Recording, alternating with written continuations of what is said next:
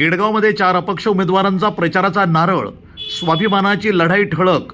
केडगाव परिसरामध्ये सायंकाळी स्वाभिमानी केडगावकर आशयाचे टोप्या परिधान करत 4 अपक्ष उमेदवारांच्या प्रचाराचा अधिकृत शुभारंभ करण्यात आला।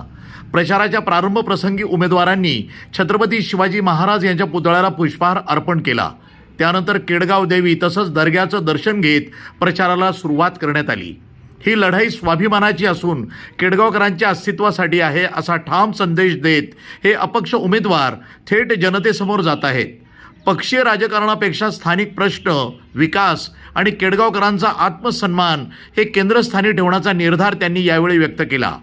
प्रभाग क्रमांक 16 मधून विमल कांबळे, ब मधून सविता कराळे, क मधून सागर सातपुते तर ड मधून भूषण गुंड हे 4ही उमेदवार अपक्ष म्हणून निवडणूक लढवत आहेत। केडगावमधील स्थानिक राजकारणात या अपक्ष उमेदवारांच्या प्रवेशामुळे निवडणुकीची रंगत वाढण्याची शक्यता व्यक्त केली जाते।